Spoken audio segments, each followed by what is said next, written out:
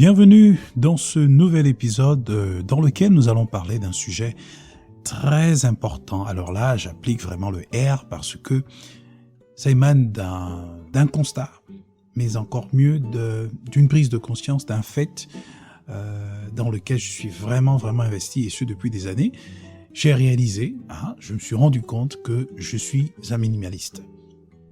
Un minimaliste, au cas où j'ai mal prononcé.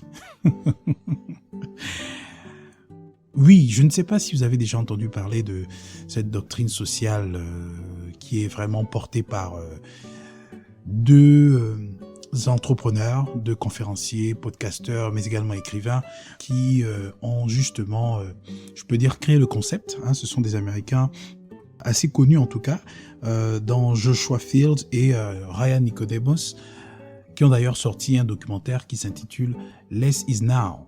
Donc, consommer moins, il est temps de consommer moins, si je peux le traduire en français, en bon français, pour essayer de faire ressortir vraiment l'idée. Et de là, justement, j'ai découvert ce qu'est le minimalisme. Je me suis dit, c'est quoi le minimalisme? C'est vrai qu'à entendre, on peut déjà se faire une idée un peu de ce que ça peut représenter concrètement. Et au fur et à mesure que je regardais le documentaire, je me suis rendu compte qu'en fait, ils ont publié un livre donc qui s'intitule Use things and love people, je crois. Because the opposite doesn't work. Ok? Alors, littéralement en français, utiliser les choses et aimer les gens. Bien, aimer les gens et utiliser les choses parce que l'inverse ne fonctionne pas, ne marche pas. Et ça fait vraiment écho à une formule, sinon à une recommandation que l'on retrouve dans le livre de l'un de mes auteurs préférés, américains, donc Arthur C. Brooks, qui a publié The Conservative Heart en 2015 et qui justement recommande cette pratique-là pour ne pas justement être malheureux en fait, parce que sa grande thématique qu'il aborde, l'une des grandes thématiques qu'il aborde dans ce livre, c'est naturellement le bonheur. Dans son livre The Conservative Heart, le cœur des conservateurs, comment construire une Amérique plus juste, plus prospère et plus how to build a fairer and happier and more prosperous America. Voilà, c'est ça exactement. Donc, comment construire une Amérique plus juste, plus heureuse et plus prospère. Ce livre a bouleversé ma vie. Je crois que vous avez déjà écouté l'épisode où je parle vraiment de The Conservative Heart, le Happiness Portfolio selon Arthur C. Brooks. À l'intérieur, vraiment, je reviens sur le contenu du livre et en quoi est-ce qu'il est vraiment important de le lire, en quoi est-ce qu'il peut être enrichissant pour toutes celles et ceux qui aspirent à davantage renforcer justement leur vie de bonheur, en fait, il faut dire ça comme ça. Cette culture d'état de bonheur qui vous permet vraiment d'être équilibré dans la vie.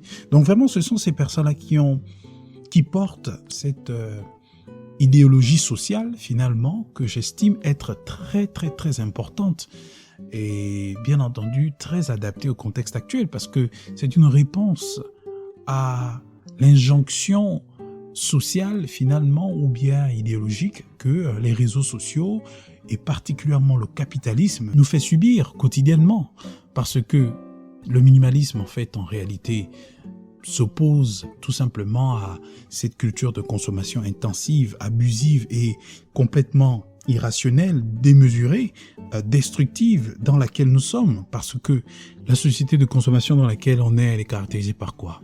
C'est le fait de consommer tout. On consomme la nourriture, on consomme des vêtements, du contenu, on consomme même des relations, on consomme quasiment presque tout. On est emporté par la culture du chiffre. Vous vous souvenez, j'ai abordé un épisode sur cet aspect-là, en fait, de finalement la culture des réseaux sociaux qui nous amène à être beaucoup plus attentionnés aux chiffres, au nombre des vues, des commentaires, des partages, etc. Et qui devient finalement l'unité de mesure pour attribuer une certaine valeur à X ou à Y chose ou encore à telle ou à telle autre personne, vous voyez. Et ça, c'est vraiment un déclin qui est en train de nous amener beaucoup plus en situation de recul qu'en situation d'avancement, parce que beaucoup se disent que non, mais aujourd'hui c'est ça la culture, c'est ça la tendance, et encore plus lorsqu'on va par exemple sur Instagram, c'est ça la tendance, il faut vraiment être à l'affiche, bref, il faut faire tout ce que tout le monde fait pour être validé socialement, pour être intégré socialement, et donc pour être finalement, pour avoir ce sentiment d'appartenance et de valeur. Choses qui sont vraiment contraires à l'idéal de développement auquel on aspire, nous tous finalement, l'état de bonheur. Parce que le bonheur, une fois de plus, un état de paix, un état de liberté, un état de bien-être, un état d'accomplissement, ne se vit pas, ne peut pas s'expérimenter dans un climat de tension, de pression, d'oppression, de conditionnement. On ne peut pas expérimenter le bonheur si on vit comme un robot qui coche des cases, qui n'est plus libre finalement de penser, libre d'agir, libre de se comporter, libre de faire comme bon lui semble, bien entendu dans le strict respect de l'honnêteté, la dignité et la justice, donc sans être une occasion de trouble pour les personnes autour de soi. Donc vraiment, cette société dans laquelle on est, qui nous pousse toujours, notamment à travers le marketing impulsif, abusif, qui est vraiment inspiré de techniques manipulatrices, finalement, on se rend compte vraiment que les gens ne sont plus libres d'agir comme ils veulent. Pourquoi? Parce qu'il y a une tension qui est là, qui nous impose des désirs, qui nous impose des choix qui ne correspondent pas à nos réalités, et particulièrement à nos réalités financières. Donc je pense que c'est l'ensemble de tous ces constats qui ont amené, certainement, parce que quand on regarde le documentaire, on se rend compte que c'est ça. Ils racontent leur histoire, en quoi est-ce que un jour ils se sont rendus compte qu'ils ils avaient accumulé des choses qui occupaient une bonne partie de leur maison, et ce, de façon inutile, en fait, sans importance. Et ils se sont vus être dans l'obligation de faire un tri entre ce qui est utile, ce qui est essentiel, ce qui n'est pas. Et c'est de là qu'ils ont commencé à réfléchir vraiment sur cette doctrine sociale, cette idéologie selon laquelle il serait bien de se contenter d'utiliser ce qui est utile. Et le reste, tout simplement, les classer en second plan, et là encore, selon ce critère de priorité, ce critère d'utilité. Donc, je suis tombé sur ce documentaire, ça m'a vraiment, vraiment bouleversé, ça fait vraiment écho à toutes les réflexions que je mène déjà, et sur ma vie déjà, parce que ça résonne d'abord à ce que je vis, d'accord, chez moi, et je me rends compte que, tiens, c'est comme ça que je vis depuis des années, en fait. Mais si c'est ça être minimaliste, je le suis alors. Je le suis tout simplement parce que je le vis. Je le vis parce que lorsque je regarde par exemple sur internet, c'est quoi le minimaliste? C'est quoi un minimaliste? On dit que c'est une personne qui réduit au minimum, qui vise le minimum, d'accord? Et deux, l'une des questions, lorsque j'ai tapé sur Google, on dit quel est le but du minimalisme? Le but principal du minimalisme est de tendre vers des expériences humaines plutôt que de s'attarder sur la possession. Il y a des avantages à être minimaliste, par exemple pouvoir explorer des aspects humains et mettre en avant des expériences du quotidien. Bon, j'aime bien la formulation de la chose parce qu'on fait ressortir quand même quelques expressions qui me sont assez familières, que j'utilise régulièrement dans ce podcast, par exemple des expériences humaines, le rapport, la qualité de rapport que l'on a avec les personnes autour de nous, mais aussi le fait de ne pas être tout le temps dans la course pour l'accumulation de biens, l'accumulation de possessions et toutes ces choses-là. Parce que, en fait, sans se rendre compte, toutes ces choses elles sont bonnes en fait, ces choses, elles sont bonnes.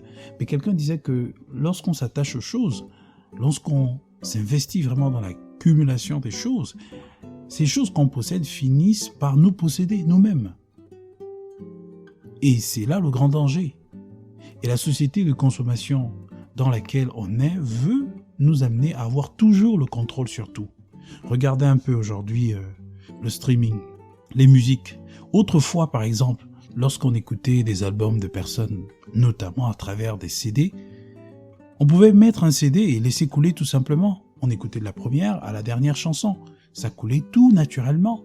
S'il nous arrivait de réécouter une certaine partie d'un morceau, on pouvait utiliser la télécommande et essayer de revenir en arrière, le move backward là, ce bouton.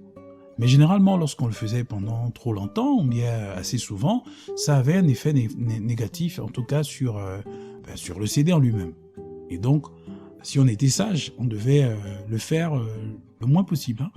Et du coup, on est quitté de cette société où on avait la possibilité de laisser, on le faisait généralement, on laissait de la musique couler, à une société où on peut choisir ce qu'on veut aussi longtemps qu'on le veut et on peut contrôler en fait tout. Vous voyez? Donc la capacité de contrôle a été maximisée, optimisée vraiment à un pourcentage assez élevé. Donc ce qui fait que la consommation que nous avons nous conduit davantage vers le contrôle. Or, la vie n'est pas toujours entre nos cordes en fait. On ne maîtrise pas toujours tout. On n'a pas toujours le contrôle de toutes les situations de nos vies. Et ça, c'est très contraire en fait à la doctrine du développement personnel parce que la doctrine du développement personnel veut que l'on soit la meilleure version de soi, mais veut aussi que l'on soit l'acteur principal de nos vies. Oui, c'est pas mauvais, mais surtout dans la logique d'un contrôle. Je dirais même parfois absolu, parce que ça dépend vraiment du coach ou du formateur que l'on a en face, ou du mentor ou de la source d'inspiration que l'on a, de son zèle, de la force de sa conviction qui nous influence. Ça dépend vraiment en fait du type de personne, parce que il y a certaines personnes vraiment qui vous font croire que vous êtes un dieu quasiment. Toutes ces réalités sont spirituelles, je n'en disconviens pas, mais le problème c'est que à force de se mettre dans cet état d'esprit selon lequel on peut contrôler tout, on doit contrôler tout, lorsque on se heurte à la réalité de la vie et que ça ne marche pas, on est vraiment frustré et on ne sait plus quoi faire, on est embarrassé et on va se battre à davantage trouver des solutions alors que parfois c'est Dieu qui est au-dessus de toutes nos techniques humaines limitées, qui est aux commandes finalement, qui veut nous faire comprendre que lui, il est au-dessus de notre logique. Parce que la Bible est claire pour essayer d'établir le lien avec la parole de Dieu.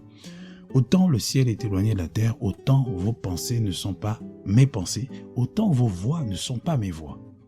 Alors lorsqu'on veut, par la culture de la consommation et la culture du contrôle, impulsée par la doctrine du capitalisme, l'idéologie du capitalisme, la philosophie du capitalisme, lorsqu'on veut s'investir dans un contrôle absolu sur tout dans nos vies, eh ben, on court le risque de se heurter à la volonté de Dieu dans nos vies.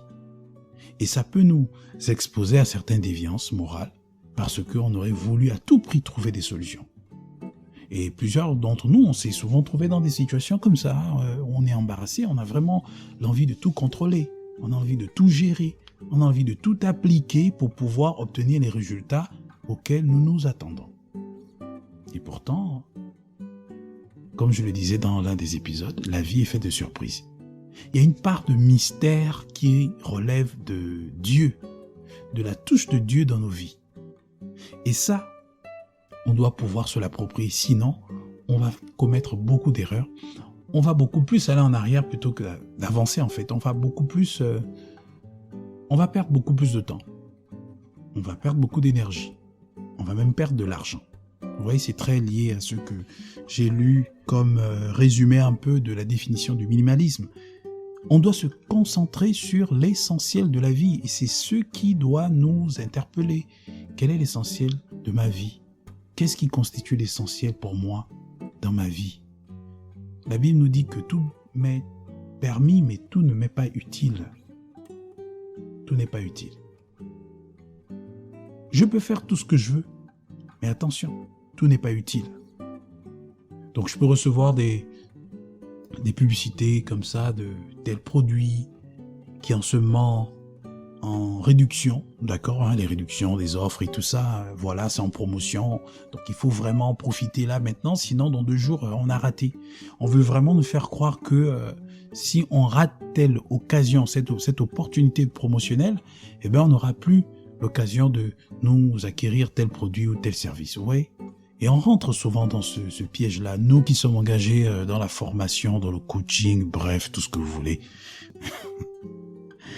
Bref, je le dis, je suis vraiment remonté, c'est parce que je vois que la société est en train d'aller à l'envers, en fait. On est vraiment en train de marcher sur la tête lorsqu'on voit les dérives du capitalisme, la manifestation du capitalisme en fait. Comment c'est en train de faire des ravages, comment c'est en train de détruire des relations aussi bien professionnelles que fraternelles, amicales, tout ce que vous voulez. On est vraiment en danger. L'avenir des générations futures est vraiment en danger à cause de ce venin que répand le capitalisme à travers la surconsommation et le surcontrôle de nos vies. C'est anti-biblique. Dieu veut avoir le contrôle dans nos vies. Il y a une part de mystère qui doit lui être attribuée. Sinon, il n'est plus Dieu. Sinon, on est Dieu et puis c'est fini en fait. Or, que nous dit la Bible ? Si l'Éternel ne bâtit, ceux qui travaillent le font en vain. Ils travaillent en vain. La Bible nous dit l'insensé, le fou, dit dans son cœur que Dieu n'existe pas. C'est-à-dire qu'il met Dieu hors de sa vie. Mettre Dieu hors de sa vie, c'est aussi épouser de façon très irrationnelle, très aveuglée la doctrine du développement personnel, vraiment de l'épouser de façon très déséquilibrée. Voilà. C'est vraiment l'expression que je voulais utiliser. On ne peut pas se développer sans Dieu. On ne peut pas évoluer sans Dieu. On ne peut pas vivre une vie où on a le contrôle et où on ne veut même pas consulter Dieu parce que nous savons tout, nous connaissons tout. Dieu a parlé à Job pour dire que tu n'étais pas là quand j'ai conçu le ciel, la terre. À travers les questionnements que Dieu a fait à Job, Job s'est rendu compte que, en fait, il ne connaissait pas. Autrefois, il avait entendu parler, mais là, franchement, il avait vu. Il avait réalisé l'immensité de la connaissance, de la sagesse, de la puissance, de la force de Dieu. Ça nous échappe souvent. Vous voyez que c'est très profond, en fait. On peut l'aborder, mais on peut aller très loin. Ça peut aller très loin, cette question du minimalisme, qui est très lié au capitalisme, parce que le minimalisme existe à cause du capitalisme, à cause de l'avancée du capitalisme, qui nous impose des désirs éphémères, vains, vaniteux et complètement destructeurs ou destructifs, qui nous mettent dans des situations où on se sent oppressé, contraint de faire des choses qui sont complètement en contradiction avec nos réalités, qui ne sont pas du tout en adéquation avec nos réalités financières, nos réalités de santé, etc. Combien sont ces fois où on a fait des choix juste parce qu'on est tombé sur une publicité qui nous imposait une campagne, une promotion, une offre promotionnelle à saisir dans les médias? Combien de fois on a été amené à faire des achats impulsifs comme ça parce que nos émotions nous ont dicté quelque chose en fonction d'une musique, en fonction d'une pub, en fonction d'une tendance à la mode? Combien de fois on a fait ces choses et combien de fois on a regretté en fait? Donc c'est toutes ces choses-là qui parfois, moi, quand j'y réfléchis, je me dis non, moi je vais pas vivre comme ça. Alors moi je vais prendre un peu maintenant le côté pratique de tout ce que je raconte ici. Ma vie n'est pas si intéressante que ça. Et si j'ai créé ce podcast, c'est tout simplement pour édifier le peu de personnes qui trouveront un intérêt à lire déjà le livre vital, mais aussi à comprendre l'importance de vivre son bonheur selon Dieu, et donc qui tomberont ou qui tomberaient peut-être sur ce podcast. Mais après, comme je le dis souvent, ce podcast aussi m'édifie, parce que je pense que c'est poussé par l'Esprit de Dieu que je me mets à enregistrer ce podcast. Donc ça m'édifie moi-même. Donc moi, ma vie, je la vis de façon simple. Je suis pas quelqu'un de complexé. En matière vestimentaire, franchement, je suis pas quelqu'un qui est très, très, très habillé. J'étais ça autrefois, je l'étais très, très, très accroché, attaché à ça, à la mode et tout ça. Bon, avec le temps, je sais pas, mais c'est comme ça. Je suis pas très crâning, comment on appelle ça, très fresh. Je suis pas très... je sais pas comment dire ça. Je suis pas très style, etc. Si je peux m'habiller le plus simplement possible, c'est bon. Voilà. C'est ma vie, c'est comme ça que je suis. C'est peut-être pas votre cas. Et si c'est le contraire, ce n'est pas mauvais, Mais bon, moi, je suis comme ça. Je suis simple, j'aime pas trop me prendre la tête. Avant, j'étais très montre, j'aimais vraiment les montres et tout ça. Ben, aujourd'hui, j'ai appris à vivre sans, ça peut aller. Si j'ai le minimum, ça me va. Faut dire que je me prends pas la tête. L'essentiel me va.